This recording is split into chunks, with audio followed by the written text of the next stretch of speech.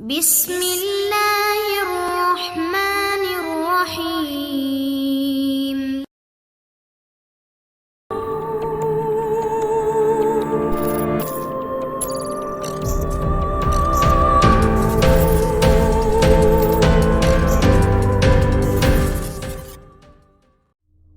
अस्सलाम वालेकुम दोस्तों, महंगी दोस्ती horror story by Rizwan Qayyum. अगर आपने अभी तक हमारे चैनल जासूसी दुनिया को सब्सक्राइब नहीं किया तो सब्सक्राइब करें और बेल आइकन पर क्लिक कीजिए। आगाज़। ये एक पुरस्कार माफूकल फितरत कहानी को मुझे एक बुज़ुर्ग डॉक्टर फ़हीम गुल ने यूँ सुनाया कि बकौल डॉक्टर साहब कि ये 1947 की बात है कि मैं टेक्सिला से आला तालीम हासिल करने के लिए बम्बई शहर में रॉयल मेडिकल एकेडमी गया। इस ज़माना में MBBS का कोर्स 3 साल पर मुश्तमिल था। रॉयल मेडिकल एकेडमी में स्टूडेंट्स की रिहाइश के लिए हॉस्टल में कमरा बनाए गए थे। हर कमरे में 3 स्टूडेंट्स रह सकते थे। हम 3 स्टूडेंट्स यानी मेरे अलावा शंकर राम और जलतन सिंह को हॉस्टल का कमरा नंबर 21/B मिला था। मैं पढ़ाई के मामले में दरमियानी दिमागी सतह का था, जबकि शंकर राम, जिसका ताल्लुक कंधा गांव जालंधर से था, वो किताबी कीड़ा यानी इंतहाई पढ़ाकू था। जबकि जलतन सिंह अमृतसर का रहने वाला था। वो जिस मकसद यानी डॉक्टरी तालीम हासिल करने आया था, इसे इसकी कोई फिक्र ना थी। हालांकि मैंने और शंकर राम ने इसे कई बार समझाया कि यार तुम मेडिकल की किताबें पढ़ा करो। वो हमारी इस बात से बाज़ दफ़ा नाराज़ होकर कहता, यार तुम मेरे ज़ाती मसला पर अपनी ख्वामखा टांग ना अड़ाया करो। मैं डॉक्टर बनूं या ना बनूं, ये मेरा मसला है। हमने इसकी तंबीह के पेश नज़र इसे कुछ समझाना ही छोड़ दिया था। जलतन सिंह के बारे में पता चला कि वो अमृतसर के एक रईस सिख खानदान का इकलौता बेटा था और इसके बाप ने इसे मेडिकल तालीम के इब्तदाई टेस्ट में कोई बड़ी सिफारिश करवा कर इसे रियायती पास करवाया है और इसी बुनियाद पर वो बम्बई मेडिकल एकेडमी में आया था। जलतन सिंह अपने बिस्तर पर रात गए तक लंबी तान कर सोता रहता, जबकि मैं और शंकर राम मिलकर पढ़ाई करते रहते थे। जलतन सिंह का मामूल था कि वो अपनी क्लासें कम लेता था और अपना ज़्यादातर वक्त हॉस्टल के कमरे में सोने में गुजारता था और हम ये महसूस करते थे कि वो सोते हुए कुछ बड़बड़ाता है, बिल्कुल इसी तरह जैसे कि वो किसी से हम कलाम हो। और बहुत दफ़ा वो अपने होंठ इस तरह चलाता जैसा कि कुछ खा रहा हो और हर चंद लम्हे बाद इसके चेहरे पर नया इम्प्रेशन होता था। शंकर राम ने एक दिन मुझे इशारतन कहा कि मुझे लगता है कि जलतन सिंह पर कोई ऊपरी असर हो गया है। यार ये इस तरह पोस्तियों की तरह पढ़ा अपनी तालीम से लापरवाह रहा तो इसका ये तालीमी साल ज़ाया हो जाएगा। हमें इस बेवकूफ़ के बारे में कुछ सोचना और अमली तौर पर करना चाहिए।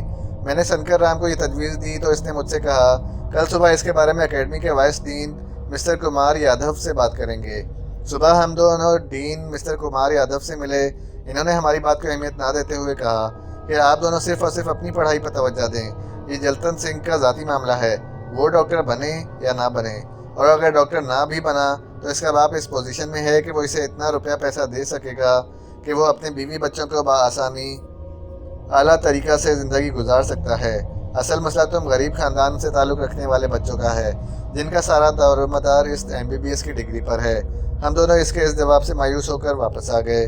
दोपहर को मुझे शंकर राम ने ये अजीब बात बतलाई कि जलतन सिंह के मुँह से इस तरह की बदबू आ रही है जैसा कि किसी गटर के अंदर से फजलात के सड़ने से आती है। मेरा तो ख्याल था कि इसने कोई इंतहाई गंदी चीज़ खा ली है या इसने बतौर नशा कोई इंतहाई गलीज़ बदबूदार मशरूब इस्तेमाल कर लिया है। मैं बहाने से करीब गया। इसके मुँह से वाकई इंतहाई नाकाबिले बर्दाश्त बदबू आ रही थी। मैंने डरते डरते इससे पूछा कि यार ये तूने कौन सी ऐसी बदबूदार चीज़ खाई या पी है जिससे पूरे कमरे का माहौल इंतहाई बदबूदार हो गया है।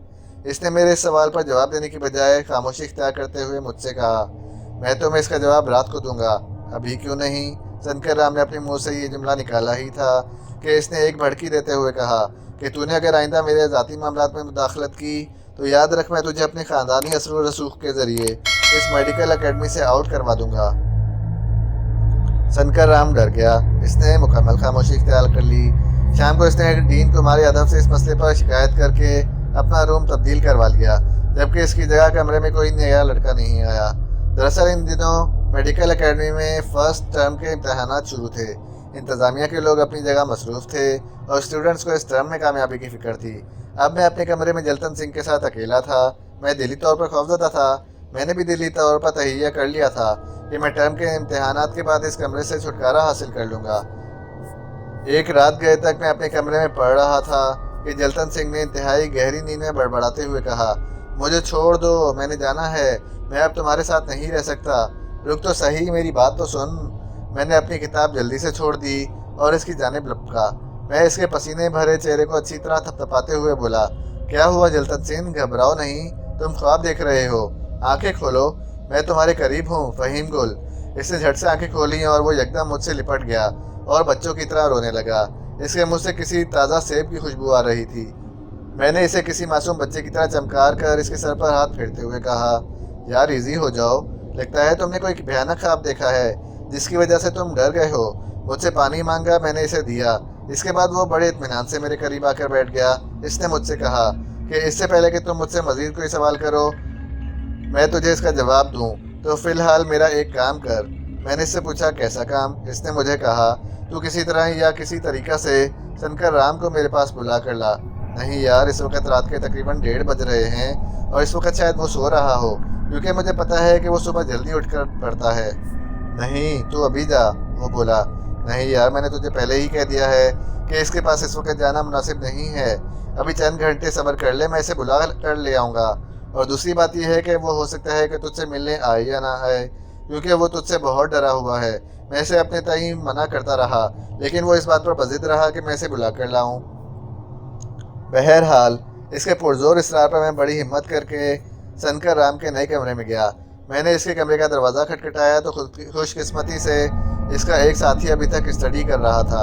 इसने परेशान होकर पूछा, क्या बात है? मैंने इससे झूठ बोला कि दरअसल इससे पेट दर्द की फकी लेनी है। अच्छा, मैं उसे उठाता हूँ। इसके साथी ने शंकर राम को उठाकर कहा कि फ़हीम गुल को पेट दर्द की फकी चाहिए। वो किसी टाल मटोल के उठ गया। मैंने इसे अपने पास बुलाया और इसे जलतन सिंह का पैगाम पहुँचाया।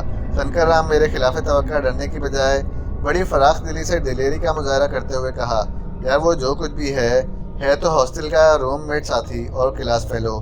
चलो मेरे साथ, मैं इसकी बात सुनता हूँ। हम दोनों जब इसके पास पहुँचे तो जलतन सिंह ने बाकायदा पैर पकड़कर शंकर राम से माफ़ी मांगी और कहा, यार मुझे मेरे पिछले रवैये की माफ़ी दे दो। वो दरअसल मैं तुम दोनों को कैसे खुलकर बतलाऊँ कि मैं आजकल किस बड़ी मुसीबत का शिकार हूँ। कैसी मुसीबत? शंकर राम ने इससे बड़े मुलायम अंदाज में पूछा। इसने अपनी कहानी शुरू करते हुए बताया, ये इन दिनों की बात है जब मैं अमृतसर की एक अंग्रेज़ी स्कूल के हॉस्टल में रहता था। वहाँ एक दिन मेरी मुलाकात एक बंगाली स्टूडेंट रामपाल से हुई। इसने मुझे बतलाया कि इसके कब्ज़ा में एक ऐसी जिन दोस्त है जो इसकी दिली ख्वाहिशात को पूरा करता है।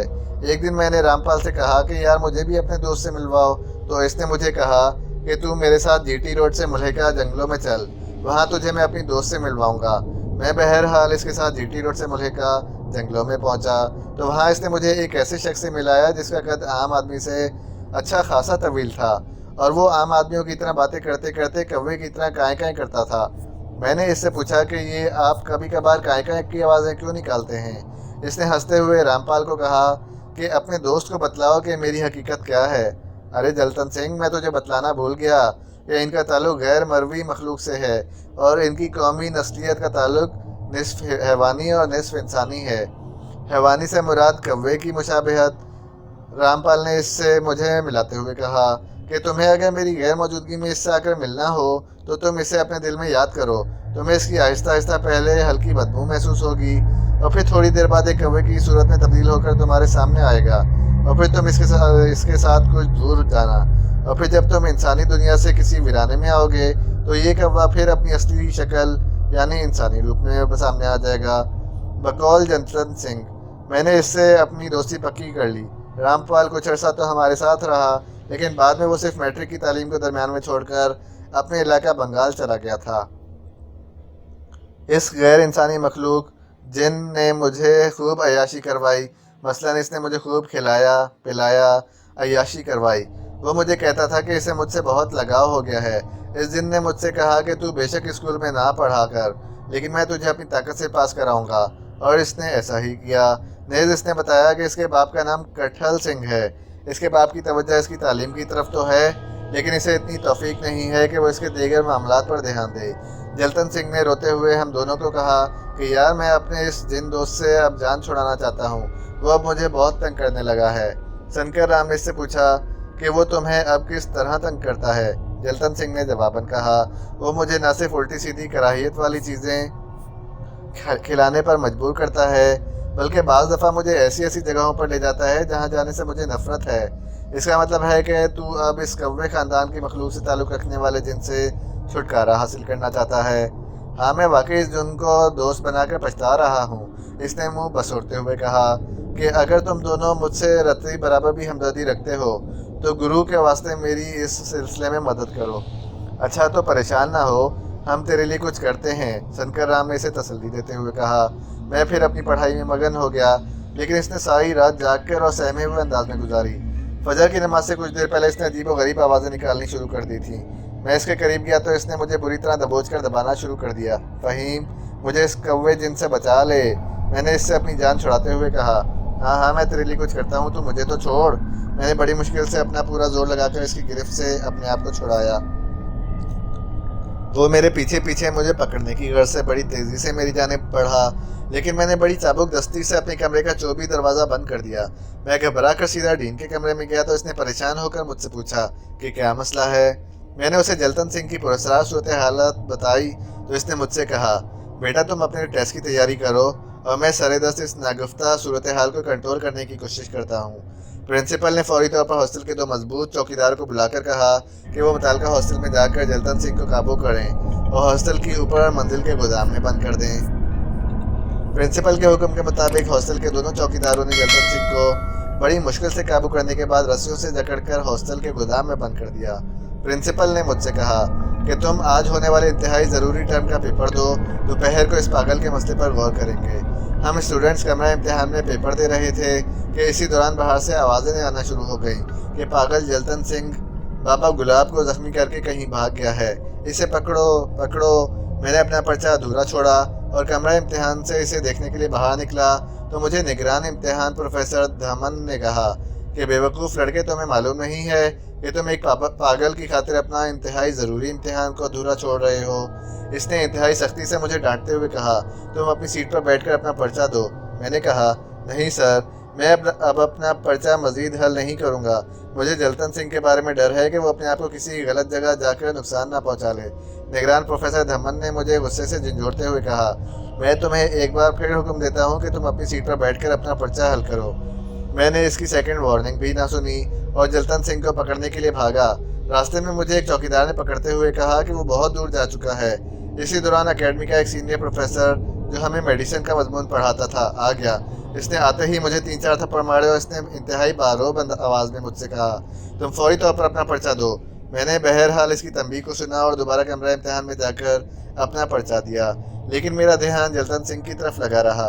आधा घंटा बाद जब पर्चा ख़त्म हुआ तो प्रिंसिपल ने मुझे अपने कमरे में बुलाकर डांटते हुए कहा, तुमने इस पागल की खातिर अपना पर्चा क्यों छोड़ा और प्रोफेसर धम्मन से बदतमीज़ी क्यों की।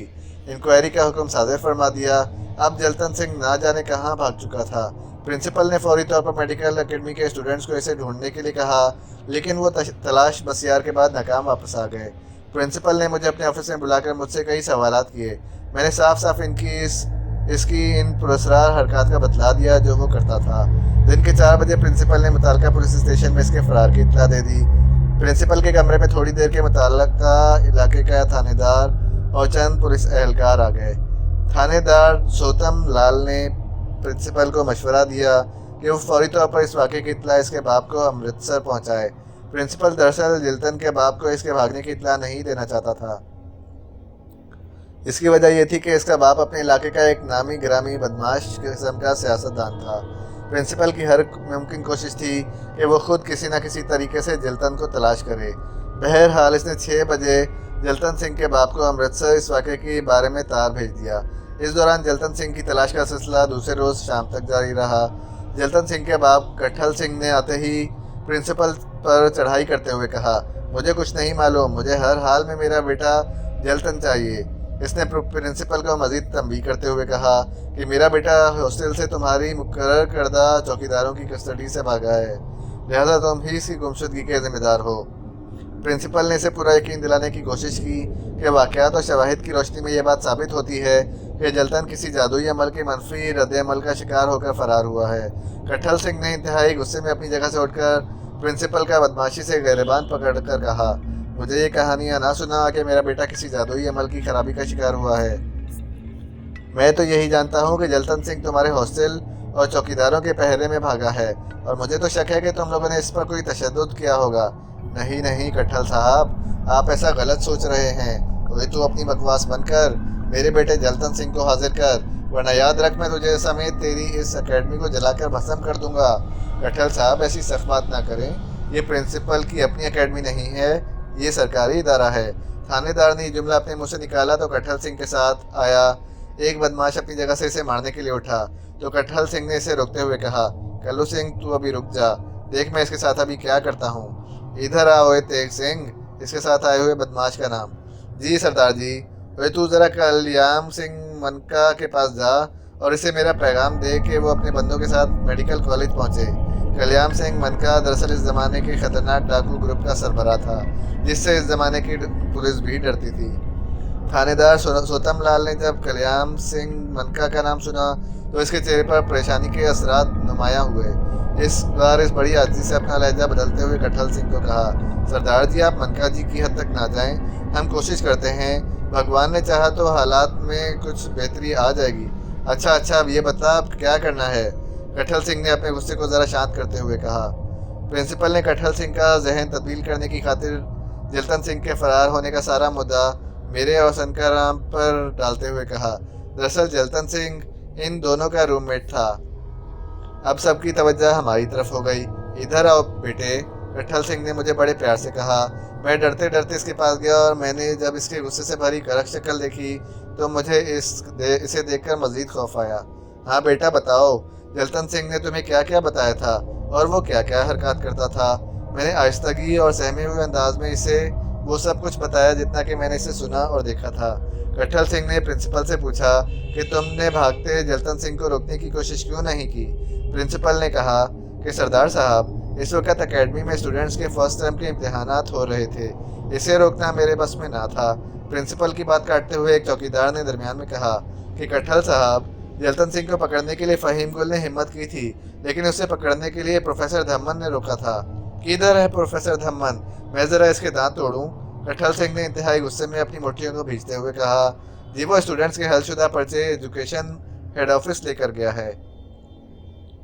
वहाँ मौजूद एक बदमाश ने इंतहाई बदतमीजी से कहा, ओए मुझे ज़रा ये बतला कि किसी इंसानी जान को बचाना ज़्यादा ज़रूरी था या स्टूडेंट्स के पर्चे। जी दोनों, प्रिंसिपल ने कांपते हुए कहा। अच्छा, इस मसले को तो मैं बाद में अपने तरीके से हल करूँगा, फ़िलहाल मुझे तो अपने पुत्र जलतन सिंह की फ़िक्र है। कटहल सिंह के साथ आए हुए एक बदमाश ने वहाँ मौजूद लोगों की तवज्जो मेरे बयान की रोशनी में इस नुक्ता की तरफ दिलवाई कि जलतन सिंह ने मुझे बताया था कि इस कौवे की आवाज़ निकालने वाला जिन दोस्त इसे अक्सर जंगलात की जानिब ले जाता था, लिहाजा इसने मशवरा दिया कि हमें बम्बई शहर से ज़रा हटकर जहाँ जंगलात शुरू होते हैं इसे वहाँ तलाश करना चाहिए। इस बदमाश के मशवरे के पेश नज़र प्रिंसिपल के कमरे में मौजूद स्टूडेंट्स, पुलिस और बाद में आए हुए कल्याण सिंह के साथियों की 10 टीमें बनाई गईं। हर टीम में 10 अफराद शामिल थे। कटहल सिंह ने अपने साथ मुझे रखा। अब यहाँ मसला ये था कि इस ज़माने में बम्बई की हदूद 70 बाय 70 मील के दरमियान थी और वहाँ कुछ शहरी इलाका और कुछ जंगलात का सिलसिला शुरू हो जाता था। मजमूई तौर पर इन जंगलात का रकबा 25 मील पर मुहित था। इन जंगलात में जलतन सिंह को तलाश करना बड़ा कठिन काम था। बाहमी मशवरे से ये तय हुआ कि 7 टीमें जंगलात में और 3 शहरी इलाके में काम करेंगी।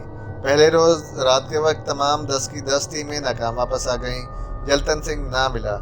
अब यह फैसला हुआ कि अगले रोज़ मज़ीद टीमों को तश्कील देकर बम्बई शहर की हदूद के बाहर जलतन सिंह को तलाश किया जाएगा।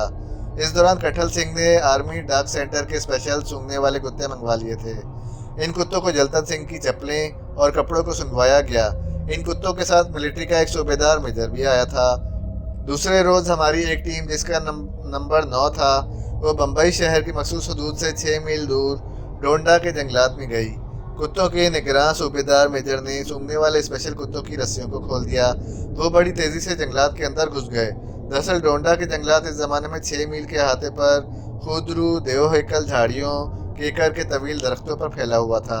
सूंघने वाले कुत्तों को डोंडा जंगलात के अंदर घुसे हुए 2 घंटे हो गए थे, लेकिन वो अभी तक वापस नहीं आए थे। सूबेदार मेजर ने सारी टीम को तंबीह की थी कि वो इस जंगल में पैदल आगे ना बढ़े। इसने बड़े वसूख से ये बात कहा रही थी कि मेरे कुत्ते बेशक रात को जंगल से लौटेंगे, लेकिन मुझे पूरी उम्मीद है कि वो कुछ ना कुछ मुस्बत पेशरफ्त करके आएंगे। इधर कट्ठल सिंह ने गुस्से के आलम में सा गिरेबान पकड़ते हुए कहा, दफा कर अपने कुत्तों को, हमें जंगल के अंदर आगे बढ़ने दे।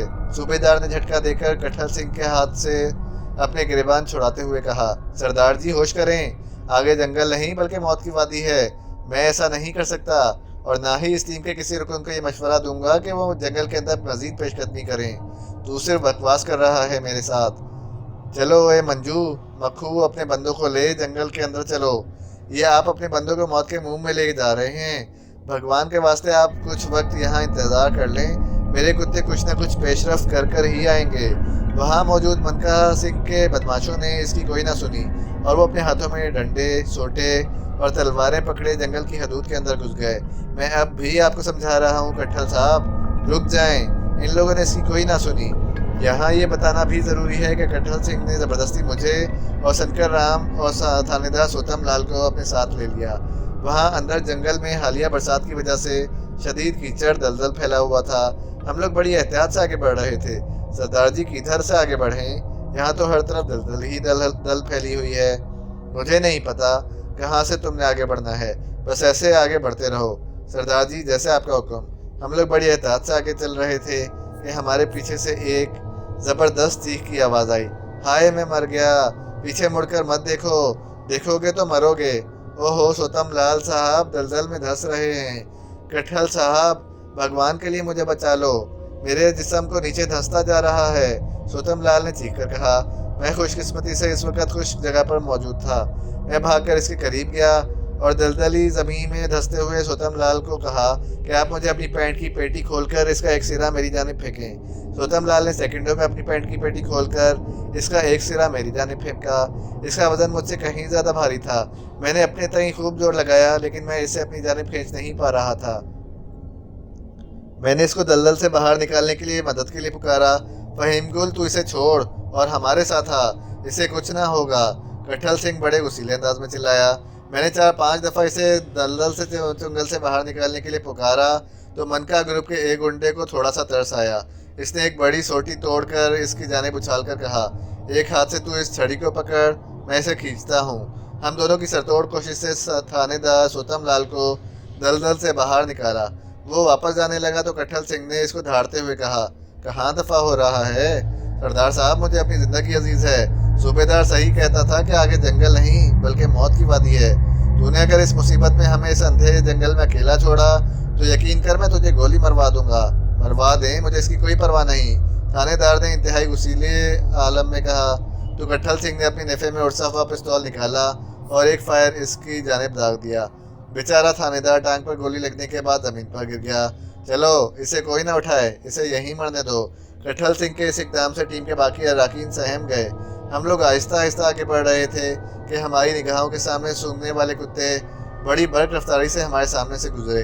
इन कुत्तों में से एक के मुंह में एक बड़ा सा कौवा दबा हुआ था, जबकि दूसरे कुत्ते के मुंह में एक नीला सा कपड़ा था। वो तेज़ी से जंगल की हदूद से बाहर चले गए। कट्ठल सिंह ने कुत्तों की इस हालत में वापसी देखी तो इसने अपना वतीरा बदलते हुए सारी टीम को कहा कि वापस चलो। सरदार जी हम बहुत आगे आ गए हैं। तुम में से आधे बंदे जंगल में आगे बढ़ें और आधे मेरे साथ वापस सूबेदार के पास चलें। दिली तौर पर सारी टीम वापस जंगल के जाना चाहती थी। कट्ठल सिंह ने अपनी उंगलियों की मदद से चंद अफराद को चुनकर आगे बढ़ने का कहा था। शुक्र है इसने मुझे वापसी का इशारा किया था। हम जब दोबारा वापस सूबेदार मेजर के पास आ गए तो इसने तंजिया तौर पर कुछ जुमले कट्ठल सिंह को भी सुनाए। अच्छा ये बता तेरे कुत्ते क्या कहते हैं? कट्ठल सिंह ने कहा। सरदार जी आप खुद देख लें, एक कुत्ते ने अपने मुंह में मुर्दार कौवा पकड़ा हुआ है और दूसरे कुत्ते ने ये नीले रंग का कपड़ा पकड़ा हुआ है जो देखने में किसी शलवार का है। शलवार में खून लगा हुआ है। मैंने इसे नीले फटे कपड़े के टुकड़े पहचानते हुए कहा, ओहो इस रंग की शलवार तो जलतन सिंह ने सुबह पहनी हुई थी। सूबेदार ने अपना मशवरा देते हुए कहा, इसका मतलब है कि सरदार जी जलतन सिंह इसी जंगल की हदूद में कहीं है, लेकिन किस पोजीशन में है इसका कुछ पता नहीं। अच्छा अब हमें क्या करना चाहिए? कट्ठल ने कहा। सरदार जी मेरे 2 कुत्ते अभी इस जंगल के अंदर ही हैं। मुझे थोड़ी देर इनका इंतज़ार करना है और मुझे उम्मीद है कि वो दोनों कुत्ते इन दोनों कुत्तों के पीछे आ रहे होंगे। अभी और हमें इंतज़ार करना पड़ेगा। कट्ठल सिंह ने पुरजोर अंदाज में चिल्लाते हुए कहा। सूबेदार मेजर इसके करीब आया और इसने कटहल सिंह को कहा, सरदार जी, मुझे आपकी परेशानी का एहसास है, लेकिन मुझे आपके पुत्र जलतन सिंह को बड़ी प्लानिंग से तलाश करना होगा। जहां आपने इतना सब्र किया है, मुझे सिर्फ 10 मिनट और दे दें। तकरीबन 7 मिनट बाद एक इंतहाई शदीद जख्मी कुत्ता लुढ़खड़ाता हुआ जंगल के अंदर से नमूदार हुआ। इसके जिस्म पर कौवों की ठोंगों के सैकड़ों निशान नुमाया थे। ओहो सरदार जी, अब मैं सही नतीजे पर पहुंचा हूँ। अब मैं समझ गया हूँ कि आपका पुत्र किस लोकेशन पर होगा। लेकिन मैं आपको अब भी यहाँ ये बात साफ तौर पर बतला दूँ कि आपका पुत्र इस जंगल की जिस लोकेशन में होगा वो लामहला शदीद करब में दरिंदों के नरगे में है। अच्छा, अपनी बकवास बंद कर ये बतला कि अब हमें क्या करना चाहिए। कटहल सिंह ने इंतहाई परेशानी में अपना सर पीटते हुए कहा। सूबेदार मेजर ने कहा, सरदार जी, कम से कम 10 अफराद पर मुश्तमिल टीम सामने नबल रास्ते से और 10 अफराद पर मुश्तमिल टीम साइड से जंगल के अंदर भेजनी चाहिए, और इसी तरह एक बैक पार्टी नौराल के इलाके से जंगल के अंदर जाए। ये तू कर क्या रहा है? सरदार जी, भगवान के वास्ते मुझे इस मामले को अपने तौर पर डील करने दें। अगर आपने इस गुत्थी को सुलझाना नहीं है तो मैं वापस चला जाता हूँ। एक बदमाश ने दरमियान में मुदाखलत करते हुए कहा, नहीं नहीं सूबेदार साहब, ये मामला आप अपने तौर पर डील करें। आप जल्दी से 3 टीमें तश्कील दें और फटाफट जंगल की जानिब पेशकदमी करें। इस बार भी कटहल सिंह ने मुझे अपनी टीम में रखा, जिसने नब्बल के रास्ते जंगल के अंदर जाना था। नब्बल की साइड से जंगल का रास्ता कुछ कम दलदली और बेहतर था, लेकिन वहाँ फिर भी जगह जगह खड्डों वगैरह में पानी खड़ा था। हमारी टीम के बंदे अपने हाथों में पकड़े डंडों कुल्हाड़ियों की मदद से रास्ते में आए सरकंडों, शाखों, छोटे दरख्तों को काट कर रास्ता साफ कर रहे थे। तकरीबन 1.5-2 घंटे तक हमारी टीम बड़ी एहतियात से जंगल में आगे बढ़ती रही। हमें कुछ कामयाबी ना मिली। एक जगह आकर हम लोगों ने ये बात मुशाहिदा की कि आसमान पर लातादाद कौवे बिल्कुल केकर की सूरत में जंगल की सीध में आगे बढ़ रहे थे। सूबेदार मेजर ने पूरी टीम को कहा कि वो इन कौवों की जाती लकीर को फॉलो करते हुए चलें। मजीद तकरीबन 1.5 घंटे की मुसाफत के बाद एक मकाम पर आकर हमारी टीम ये मंजर देखकर ठहर गई। मंजर ये था कि जलतन सिंह एक खाली जगह पर अकड़ों बैठा हुआ है और इसके आगे पीछे इर्द गिर्द सैकड़ों कौवे मंडला रहे हैं, और इससे ज़रा दूर आर्मी का सूंघने वाला कुत्ता कौवों को भगाने के लिए मुसलसल भौंक रहा है। कटहल सिंह ने एक जोरदार आवाज़ के साथ चिल्लाते हुए कहा, इन कौवों पर फायर करो, ऐसा ना करना। सूबेदार मेजर ने आखिरी हद तक जोर से चिल्लाते हुए कहा, ऐसा ना करना, 1 सेकंड मेरी बात सुन लो। सूबेदार ने कहा, हमें इन कौवों के करीब होकर फायर करना चाहिए, हरगिज़ सीधा फायर ना करना। अगर हमने ऐसा किया तो हो सकता है ये कौवे इस बच्चे को कोई नुकसान ना पहुंचा दें। सूबेदार की हिदायत पर अमल किया गया। कौवों ने शायद हमें देख लिया था। इन्होंने हमारे सरों कानों पर ठोंगे मारना शुरू कर दी थी। हाँ, अब इन पर छुरे वाली कारतूसों से खुला फायर करो और इसके साथ बरक रफ्तारी से जलतन सिंह की जानिब बढ़ो। इस अमल से ये फ़ायदा हुआ कि जो कौवे हम पर हमला कर रहे थे, इनकी बड़ी तादाद भाग गई थी। चंद ढीठ कौवे जुनूनी अंदाज में मौका मिलने पर हम पर हमला कर रहे थे, लेकिन इनकी तादाद महदूद थी। हम लोग आहिस्ता आहिस्ता फौजी अंदाज में पेशकदमी करते हुए जब जलतन सिंह के करीब पहुँचे तो वो निढाल करीबुल मर्ग पड़ा हुआ था। इसे फौरी तौर पर पानी पिलाया गया।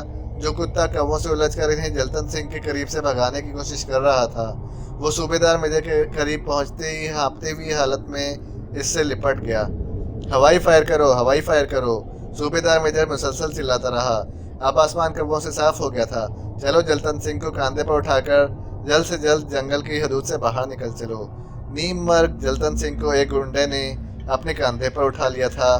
जलतन सिंह ने बड़ी मरी हुई आवाज़ में कहा, वो सामने दरख्त पर बैठे कौवे को मार दो। ये वो कौवा जिन है जो मुझे जिंदा नहीं छोड़ेगा। रुको ए कौवे, रुको, कटहल सिंह ने सारी टीम को रोकते हुए कहा। ज़रा जलतन सिंह की बात को गौर से सुनो। जलतन सिंह के लबों के करीब जब कान किए गए तो इसने बड़ी आहिस्तगी से कहा, वो सामने सफ़ेदे के दरख्त पर जो बड़ा काला स्याह कौवा बैठा है, इसे किसी तरह मार दो। यही मेरी मुसीबत का असल कारण है। हम सब ने वहाँ नज़र घुमाकर देखा। वहाँ वाकई एक सफ़ेदे के दरख्त पर एक बड़ा हट्टा कट्टा कौवा खामोशी से बैठा हुआ था। है कोई सही निशानेबाज जो इस शैतानी कौवे को निशाना बनाए? हाँ जी सरदार जी, मैं हूँ। मनका ग्रुप का एक बदमाश बड़े दावे से आगे बढ़ा।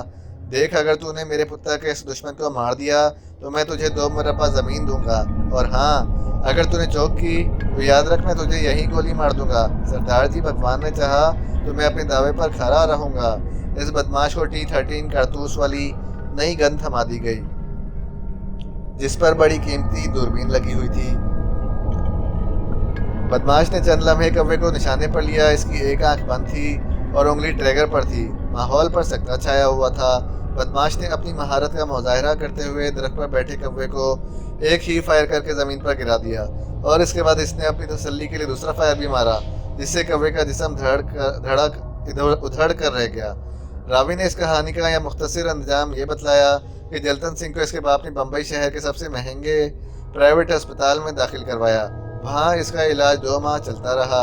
नेज़ कट्ठल सिंह ने जख्मी थानेदार को इस ज़माने में 10,000 और सूबेदार मेजर को 5,000 रुपये इनाम दिए और मुझे 2,000 के अलावा मेरा तमाम मेडिकल तालीम का खर्चा बर्दाश्त किया। जलतन सिंह ने अपनी सेहतयाबी के फ़ौरन बाद अपनी मेडिकल की तालीम को जारी रखा। बकौल रावी, मैं तो डॉक्टर बनकर 1947 में पाकिस्तान आ गया, जबकि जलतन सिंह के बारे में ये पता चला कि वो आँखों का सर्जन डॉक्टर बना था। ख़त्म शुद।